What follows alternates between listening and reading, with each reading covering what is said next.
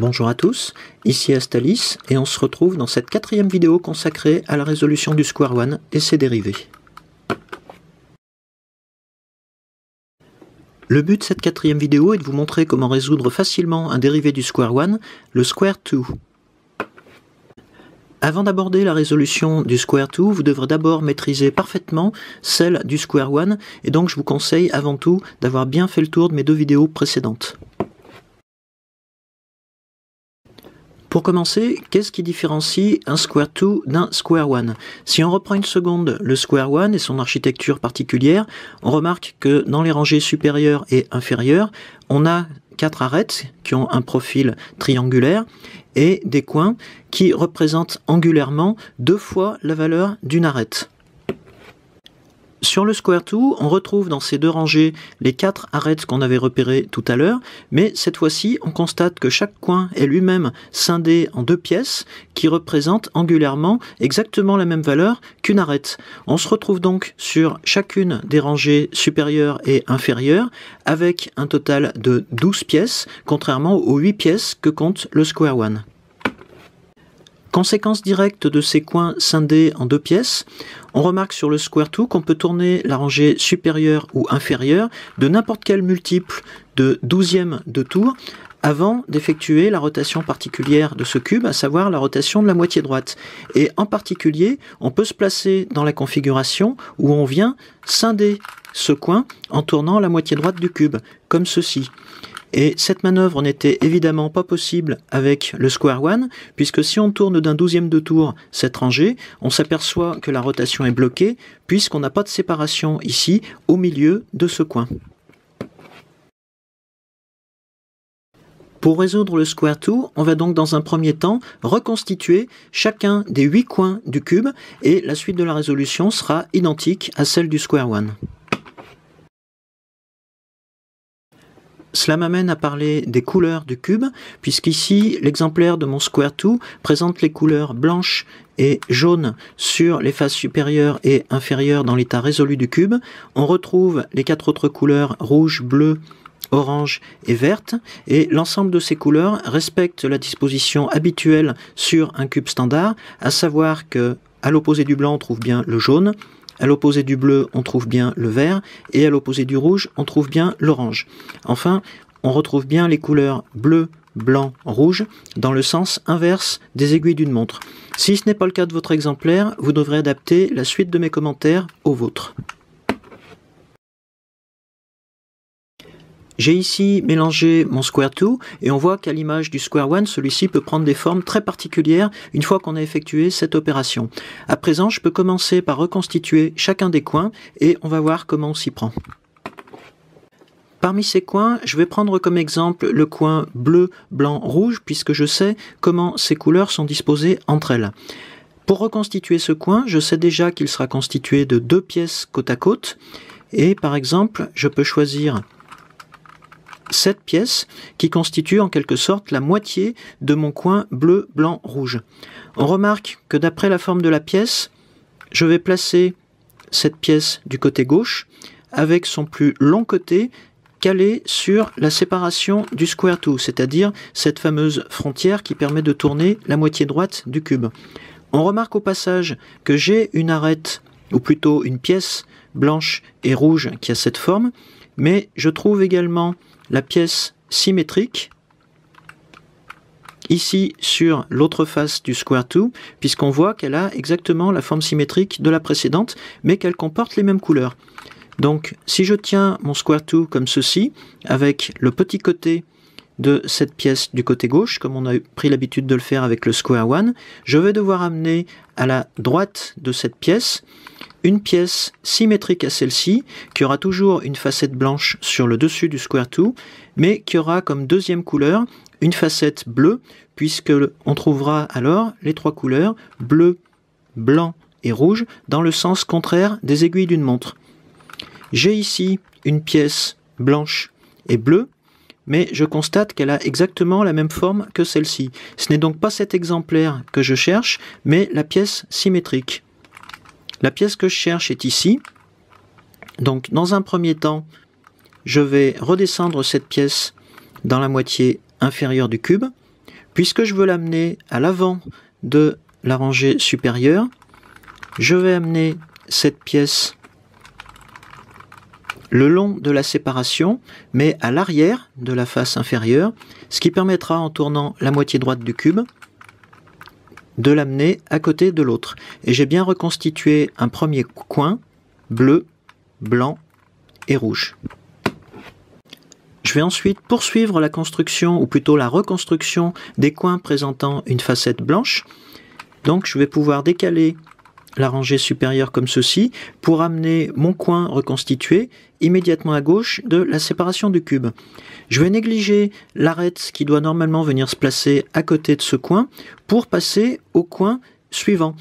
Et je sais que ce coin suivant aura nécessairement une facette bleue qui sera dans la continuité de celle-ci et qu'il aura également une facette orange puisque l'orange est habituellement la couleur opposée au rouge. Je vais donc dans un premier temps chercher une pièce blanche et bleue symétrique de celle-ci que je vais devoir amener à cet emplacement. La pièce que je cherche n'est apparemment pas dans la rangée supérieure, donc elle est nécessairement dans l'autre rangée. La voilà.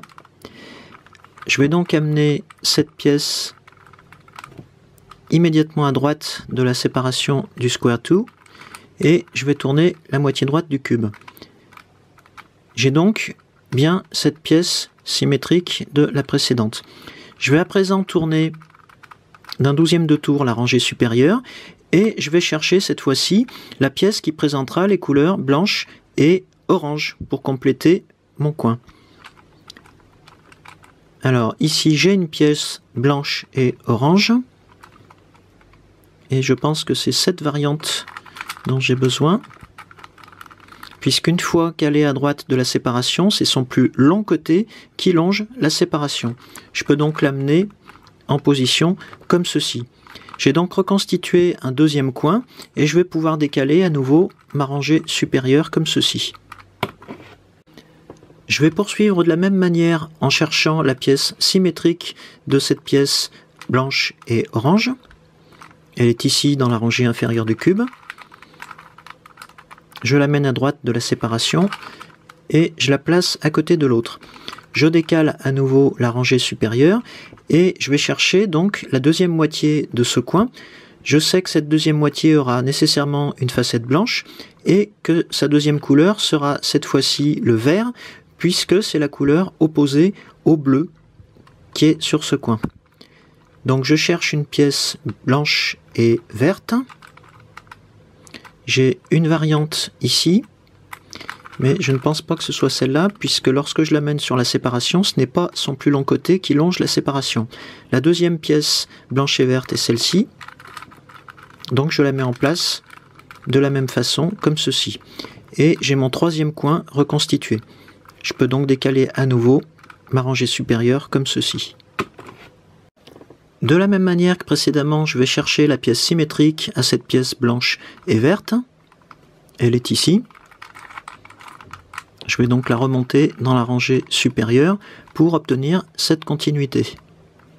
Ici, on voit qu'on va rencontrer un problème, puisque au moment où on devra amener la deuxième partie de ce coin, on va devoir tourner cette moitié droite du cube. Et en tournant cette moitié droite, on voit qu'on risque de scinder le premier des coins qu'on venait de reconstituer. Pour éviter ce problème, on va descendre l'intégralité de ce coin dans la rangée inférieure et on va venir intercaler une pièce à cette position.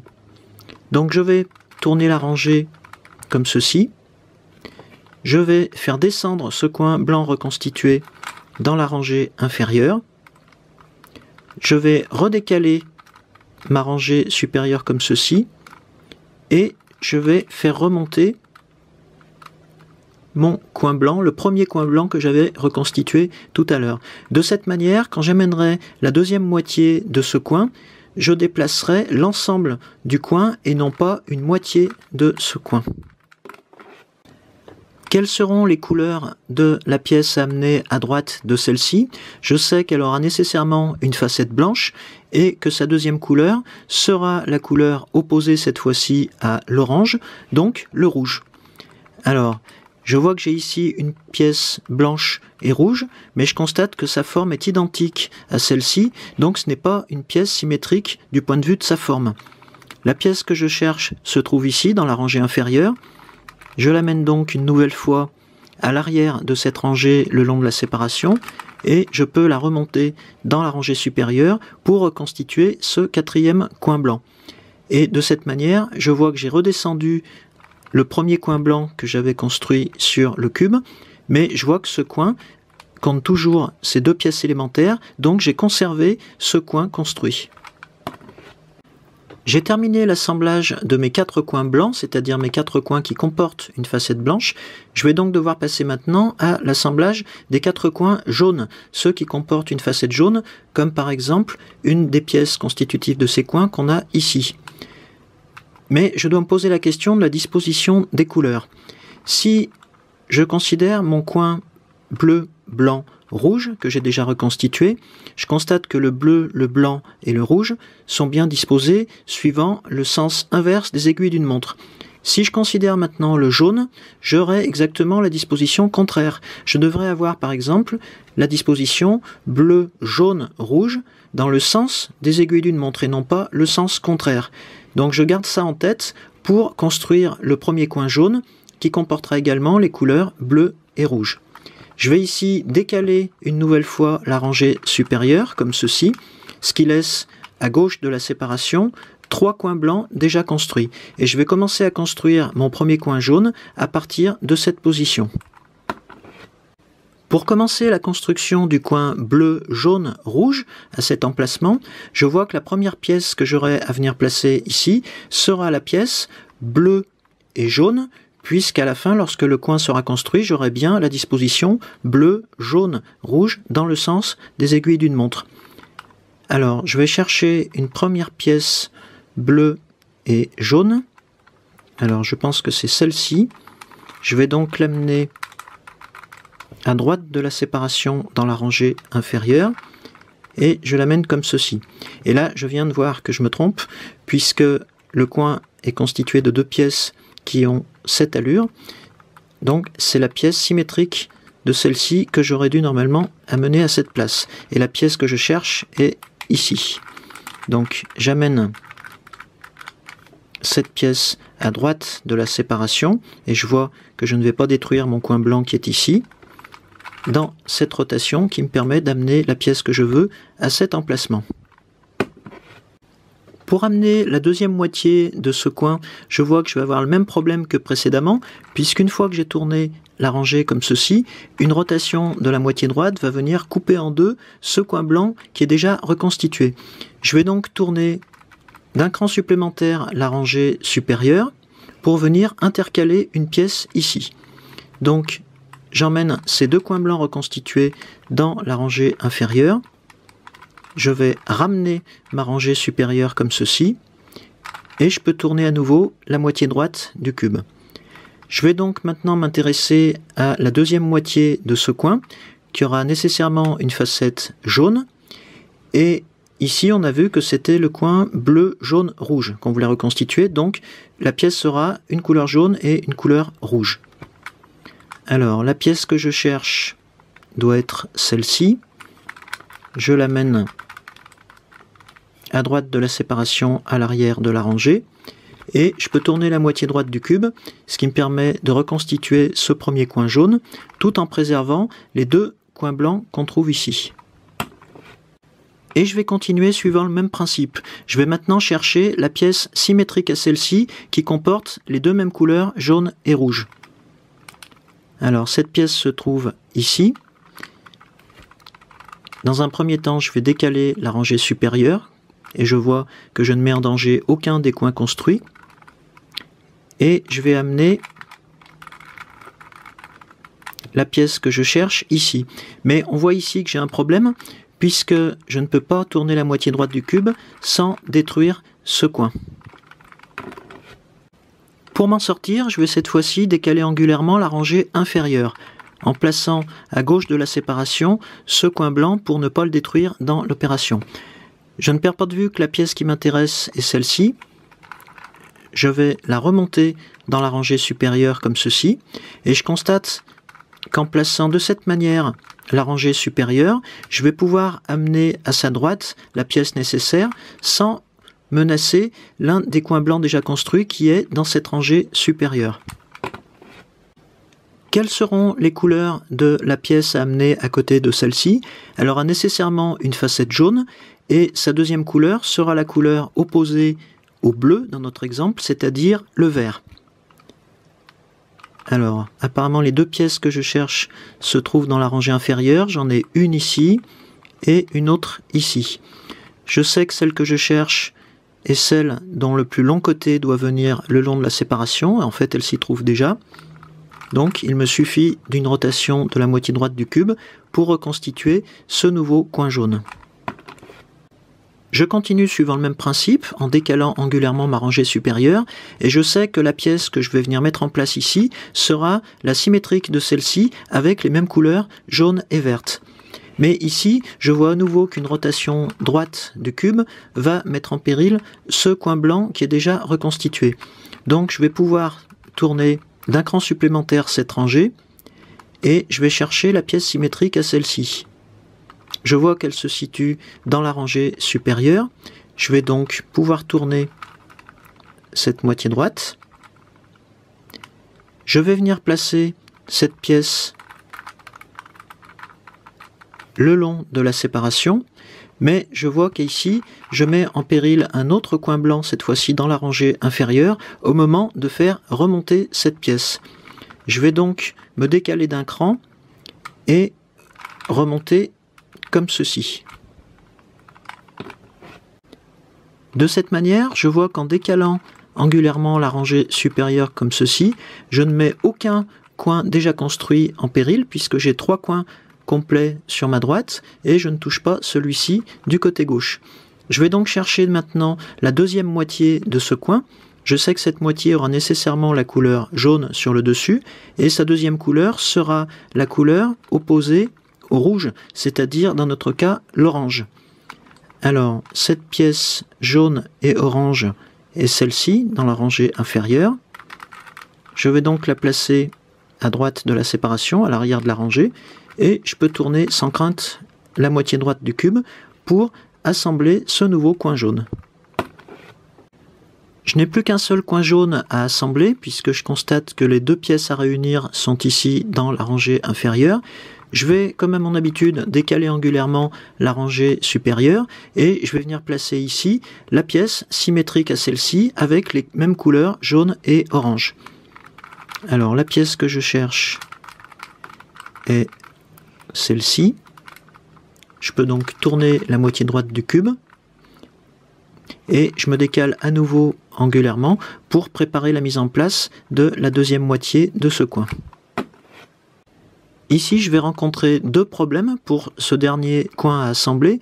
Je ne peux pas tourner en l'état la moitié droite du cube, puisque je vois que je vais scinder ce coin jaune déjà assemblé.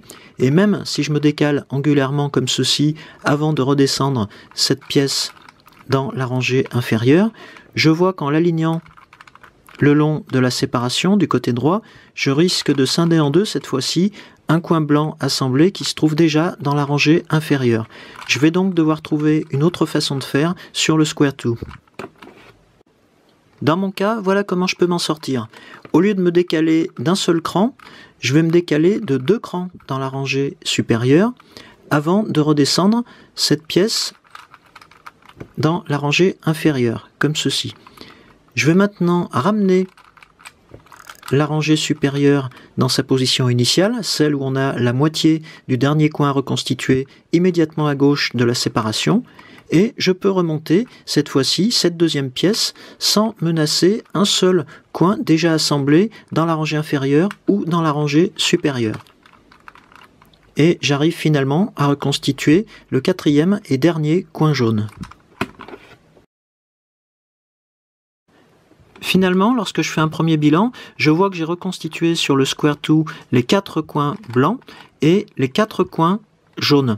Cela veut dire que je me retrouve exactement dans l'état d'un Square 1 mélangé, où je retrouve, dans mon exemple ici, le coin bleu, jaune, orange, reconstitué sur le square 2 avec les mêmes trois couleurs, bleu, jaune et orange.